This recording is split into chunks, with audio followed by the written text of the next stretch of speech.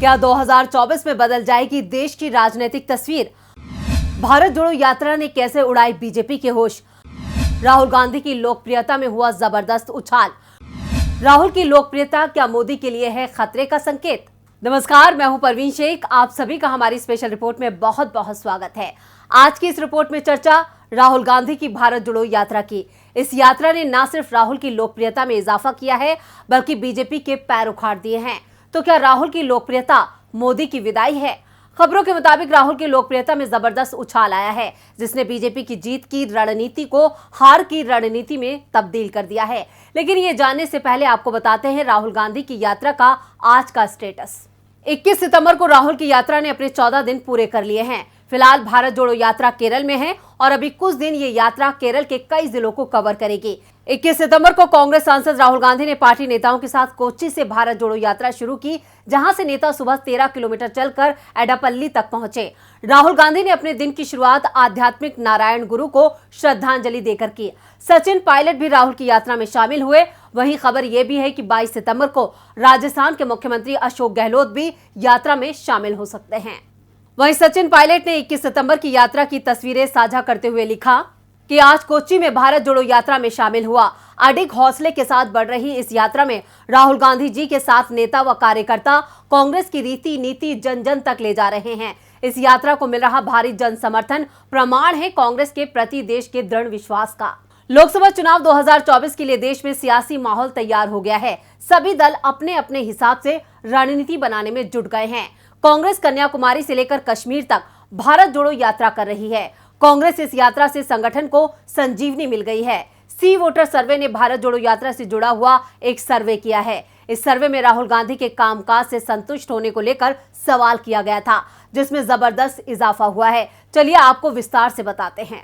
सी voter ने राहुल गांधी के कामकाज को लेकर जो सर्वे किया है, उसमें लोगों ने चौंकाने वाले खुलासे किए हैं। भारत जोड़ो यात्रा ने बढ़ाया राहुल गांधी का कद। सी वोटर सर्वे में राहुल गांधी के कामकाज को लेकर लोगों से राय ली गई। लोगों से सवाल पूछा गया था कि राहुल गांधी के कामकाज से आप कितने संतुष्ट हैं। सर्वे में खुलासा हुआ कि भारत जोड़ो यात्रा से राहुल गांधी का कद बढ़ा है। राहुल गांधी की लोकप्रियता में इजाफा हुआ है। सी वोटर का यह सर्वे तमिलनाडु और केरल के लिए किया गया था। राहुल के कामकाज से कितने संतुष्ट हैं लोग? तमिलनाडु में कांग्रेस की भारत जोड़ो यात्रा के दौरान 11 सितंबर को 63% लोगों ने माना कि वो राहुल गांधी के कामकाज से संतुष्ट हैं। वहीं इससे पहले 6 सितंबर को हुए सर्वे में 59% लोगों ने कहा था कि वो राहुल के कामकाज से संतुष्ट हैं। 11 सितंबर को ये आंकड़ा बढ़ गया और 63% लोगों ने माना कि वो कांग्रेस सांसद राहुल के कामकाज से संतुष्ट हैं। तमिलनाडु के सर्वे में 6 सितंबर को 25% लोगों ने माना कि वो राहुल गांधी के कामकाज से असंतुष्ट हैं। वहीं 11 सितंबर को 22% लोग राहुल के कामकाज को लेकर असंतुष्ट दिखे। इसी सवाल के जवाब में 6 सितंबर को 16% लोगों ने अपनी राय देते हुए कहा कि कह नहीं सकते। हालांकि सर्वे में यह आंकड़ा 11 सितंबर को कुछ कम हुआ और सवाल के जवाब में करीब 15% लोगों ने कहा कि इस पर वो कुछ नहीं कह सकते, जिसका सीधा सा मतलब है कि अब राहुल गांधी की लोकप्रियता ने नया रिकॉर्ड बना लिया। केरल में भी राहुल गांधी के कामकाज को लेकर संतुष्ट होने के सवाल पर लोगों ने अपनी राय दी है। राहुल गांधी की लोकप्रियता पर 10 सितंबर को 56% लोग राहुल के कामकाज से संतुष्ट दिखे। सर्वे के आंकड़े बताते हैं कि 14 सितंबर को राहुल गांधी के कामकाज से संतुष्ट होने वाले लोगों की संख्या बढ़कर 60% हो गई। कांग्रेस की भारत जोड़ो यात्रा के शुरू होने और कुछ दिन तक यात्रा के चलने के दौरान का डेटा है ये। 10 सितंबर को 31% लोग राहुल गांधी के कामकाज से असंतुष्ट थे। वहीं 14 सितंबर को 30% लोगों ने माना कि वो राहुल गांधी के कामकाज से असंतुष्ट हैं। कुल मिलाकर सर्वे के नतीजे ये बताते हैं कि भारत जोड़ो यात्रा से राहुल गांधी का कद काफी बढ़ गया है। राहुल गांधी की भारत जोड़ो यात्रा नया इतिहास रचने जा रही है। इस यात्रा ने न सिर्फ राहुल की लोकप्रियता में इजाफा किया है, बल्कि अब बड़ी तादाद में देश का युवा इस यात्रा से खुद को जोड़ रहा है। और इन्हीं युवाओं में से एक है आतिशा, जिन्होंने लाखों की नौकरी सिर्फ इसलिए छोड़ दी क्योंकि उन्हें भारत जोड़ो यात्रा का हिस्सा बनना था। कांग्रेस की भारत जोड़ो यात्रा में अब जुड़ाव बढ़ता जा रहा है। इसका अंदाजा इस बात से लगाया जा सकता है कि नौकरी और यात्रा में किसे चुना जाए, उसमें लोग पदयात्रा को प्राथमिकता दे रहे हैं। 20 साल की एक ऐसी ही युवती है आतिशा, जिन्होंने भारत जोड़ो यात्रा में राहुल गांधी का साथ देने के लिए एयर इंडिया की नौकरी छोड़ दी। आपको बता दें, आतिशा को एयर इंडिया की तरफ से ज्वाइनिंग लेटर आ चुका था। पैकेज भी लाखों का था, लेकिन उन्होंने पदयात्रियों को चुना। घर की आय पिता की पेंशन है और इस पेंशन से ही घर के तमाम खर्चे पूरे होते हैं। महाराष्ट्र की नासिक की अतिशा युवा कांग्रेस की संयुक्त सचिव है। वो करीब 3 साल पहले ही कांग्रेस में आई थी। राष्ट्रवाद को लेकर मुखर अतिशा कहती हैं, हमारा राष्ट्रवाद इस राष्ट्र से है, इस तिरंगे से है जो दिल में बसता है। ये नहीं कि कार्यालय पर जबरिया नारे लगाए जाएं। पदयात्रा में हमारा जीवन बदल गया है, दिनचर्या बदल गई है, बहुत कम में जीवन सीख रहे हैं। यही भारत है और यही इस यात्रा की उपलब्धि है। ये सिखाती है कि बहुत कम में भारत में ज्यादा प्यार पाया जा सकता है।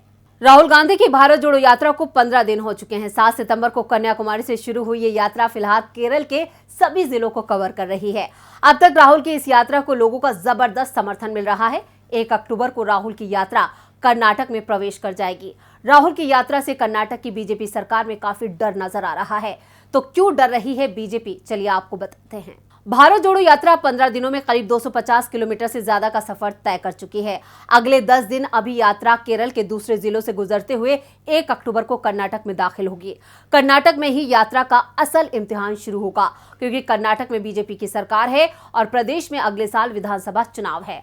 अगर इसी तरह का समर्थन राहुल की यात्रा को कर्नाटक में मिला तो बीजेपी की हार पक्की है। कर्नाटक में भारत जोड़ो यात्रा 21 दिन में करीब 511 किलोमीटर का सफर तय करेगी। विधानसभा चुनाव के लिए यात्रा को अहम माना जा रहा है। प्रदेश कांग्रेस अध्यक्ष DK शिवकुमार का दावा है कि यात्रा को जन समर्थन मिलेगा। तमिलनाडु और केरल दोनों राज्यों में पार्टी ने 2019 के लोकसभा चुनाव में बेहतर प्रदर्शन किया था।